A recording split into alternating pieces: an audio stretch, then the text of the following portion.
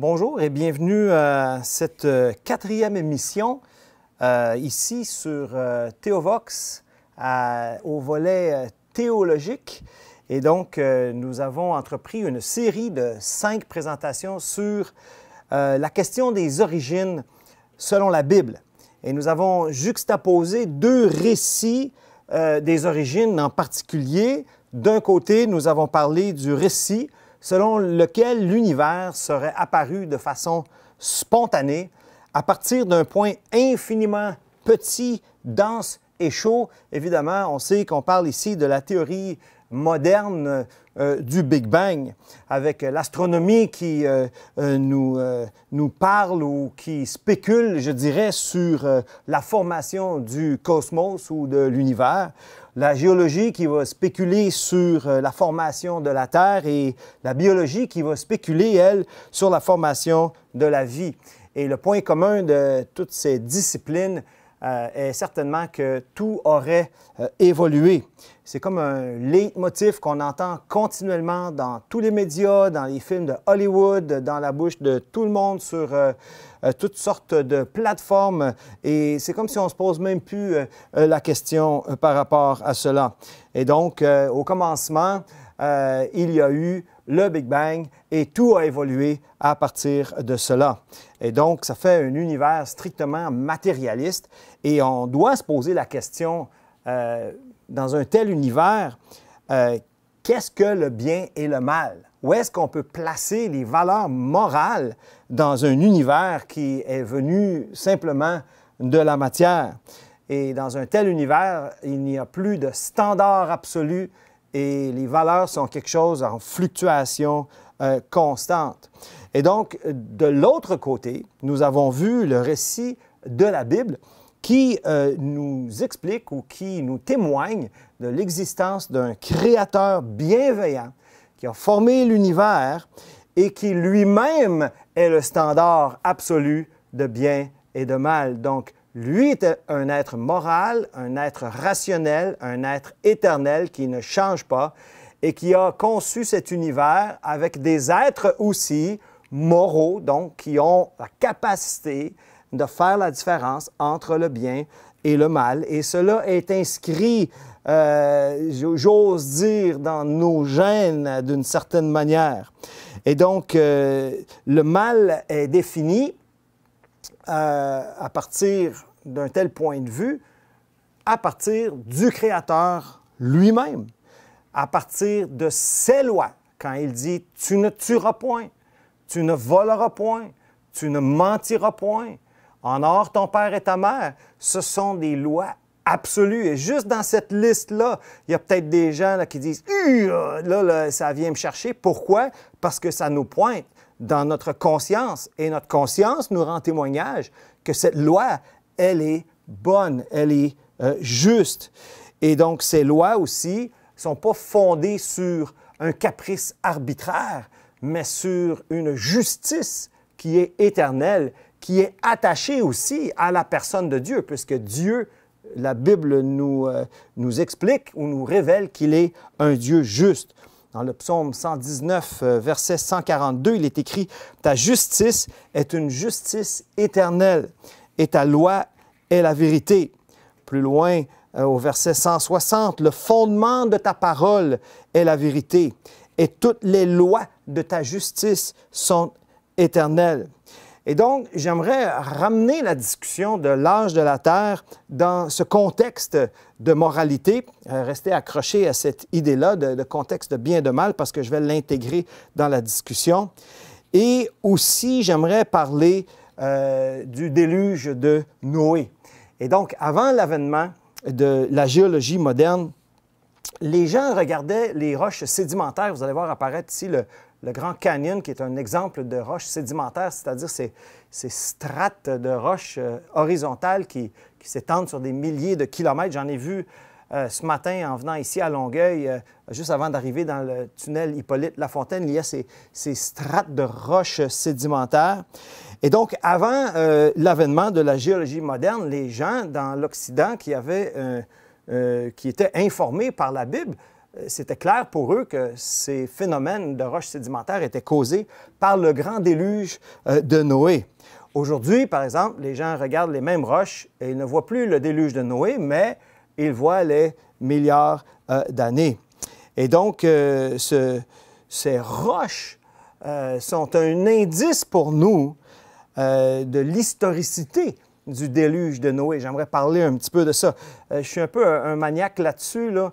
Quand je vais quelque part, je vois des roches, je les ramasse, puis j'essaie d'expliquer aux gens, regarde ça, puis les gens ils roulent presque les yeux là, parce que bon, ils vont me parler des roches. Là, mais les roches nous parlent d'une certaine façon et elles contiennent en elles un indice puissant et un témoignage puissant de l'historicité du déluge de Noé, dont nous parle, ce n'est pas le déluge de Noé, c'est le déluge au temps de Noé, je devrais dire, et qui nous parle de l'historicité du récit de la Bible. Dans ma cour, on a une coulée, un ruisseau dans le fond de la coulée, et il y a des grosses roches grises que des gens ont mis là il y a plusieurs années.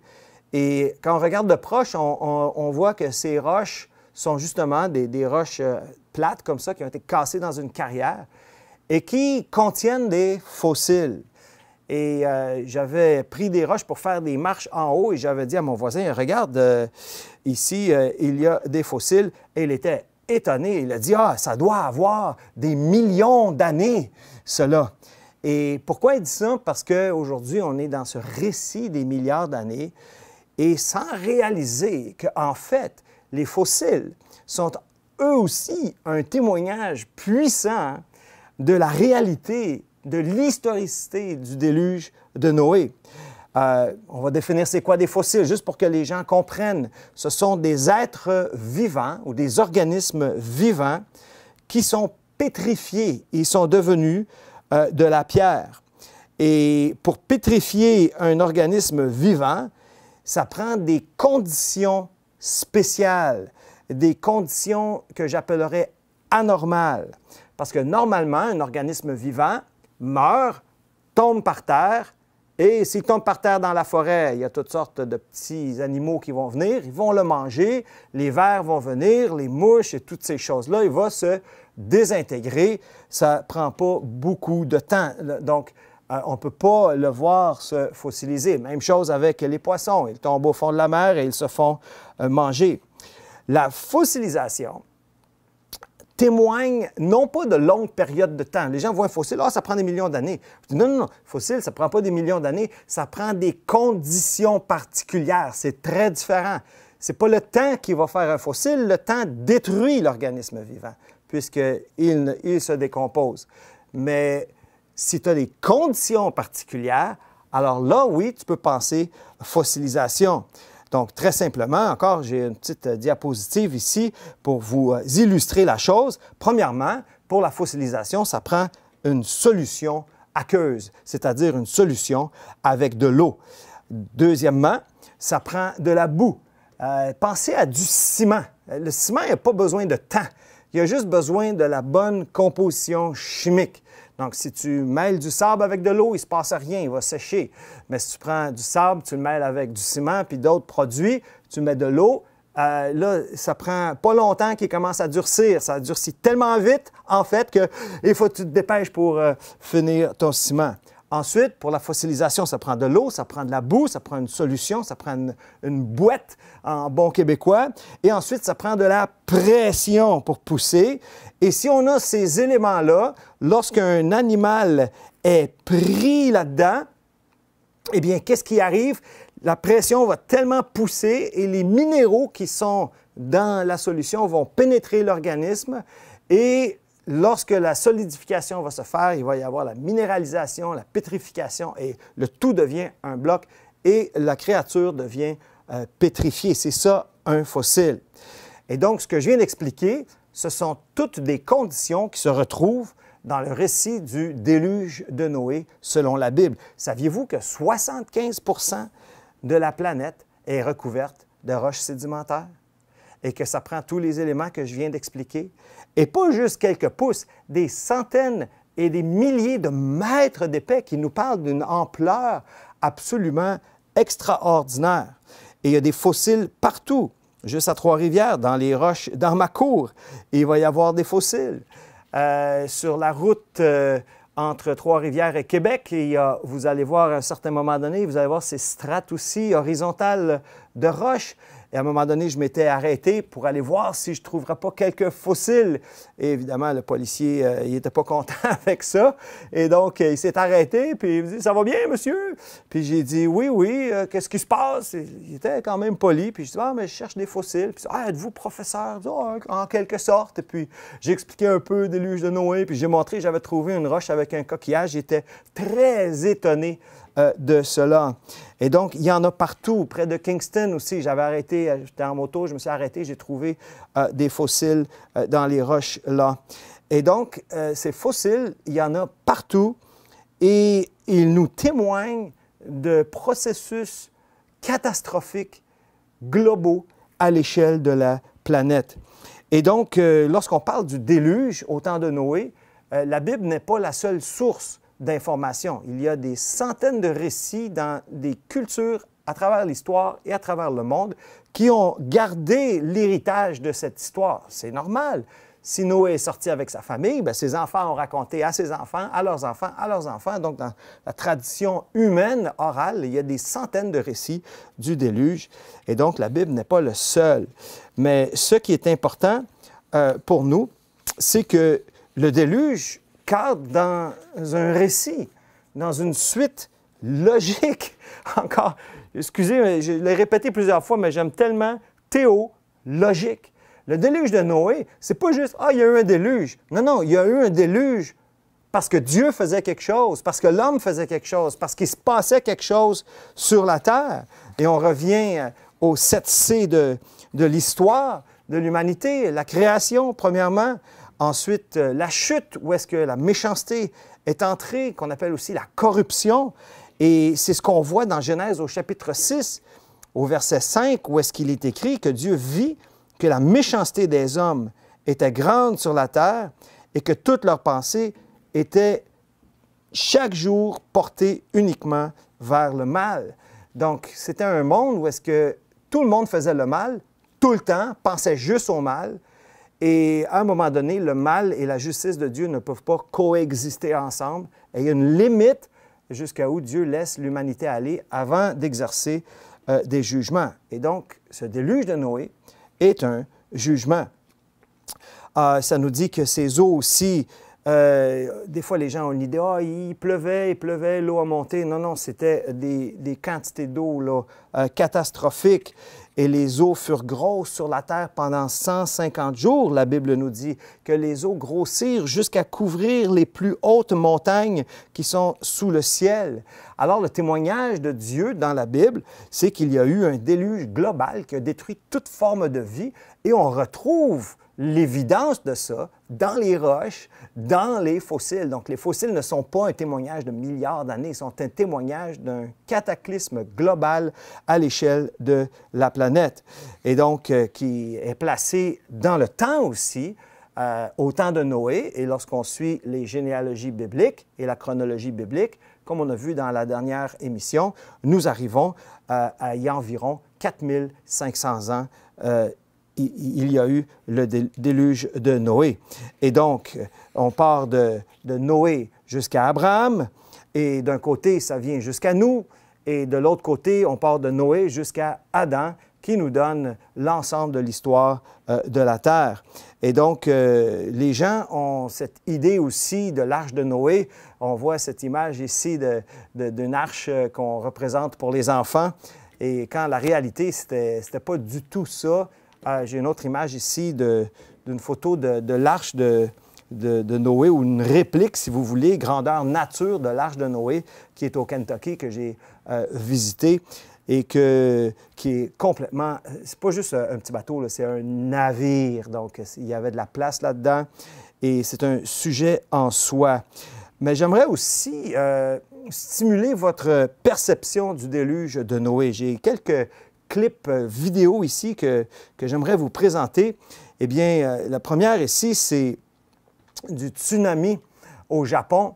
Vous voyez l'eau qui balaye complètement, qui rentre de l'océan, qui ramasse absolument partout. Vous avez aussi une coulée, une autre vidéo de coulée de boue dans les Alpes. Et on voit qu'est-ce qui arrive quand l'eau arrive d'en haut. Et c'est juste un petit échantillon de ce que ça serait s'il y avait de l'eau partout pour couvrir la terre, comme on parle, des mouvements d'eau absolument gigantesques sur toute la terre. J'ai un autre clip d'une rivière ici en crue. Je pense que c'est en Asie, mais je ne suis pas sûr où c'est. Et on voit la violence de l'eau. Il n'y a rien qui peut arrêter ça. Et aussi, le dernier que j'ai, c'est la violence du tsunami au Japon dans une ville. On voit des scènes qui sont inimaginables. On penserait que c'est de la science-fiction ou des effets spéciaux, mais ça, c'est la réalité. Mais encore, ce que je veux dire là-dedans, c'est que ce n'est qu'un faible échantillon de ce qui s'est passé lors du déluge de Noé, où est-ce que les eaux ont ramassé toute la matière de la terre, que les océans sont tous rentrés par-dessus les continents, que toutes les eaux sont descendues, qu'il y a des dénivellations et que toute la boue, toute la matière, toute la poussière a été brassée et par des mouvements d'eau a été déposée dans le fond, l'argile, les pierres pulvérisées dans un amalgame de boue, de mouvements, et dans lesquels sont pris tous les êtres vivants qui sont détruits et pulvérisés. Et juste pour encore une image du Grand Canyon ici, pour se donner une échelle de ce qui s'est passé, c'est 1,5 km de sédiments. Donc, pour brasser ça, pour étaler tout ça, pour déposer tout ça, ça prend des quantités d'eau extraordinaires. Et ce qu'on voit aussi, c'est la lamination, vous le voyez dans l'image, ce qu'on appelle la lamination, la stratification.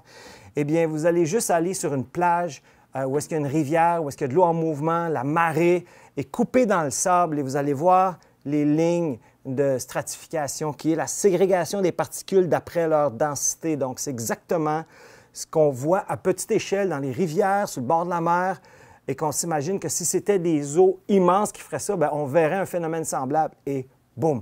C'est exactement ce qu'on voit. Et donc, tous ces animaux qui sont pris là-dedans. Mais il y a un autre élément que j'aimerais souligner aujourd'hui, c'est que le déluge de Noé, l'historicité du déluge de Noé, est prise par Jésus-Christ lui-même. Écoutez ce qu'il dit dans Luc, chapitre 17, versets 26 et 27. « Ce qui arriva au temps de Noé arrivera de même au jour du Fils de l'homme.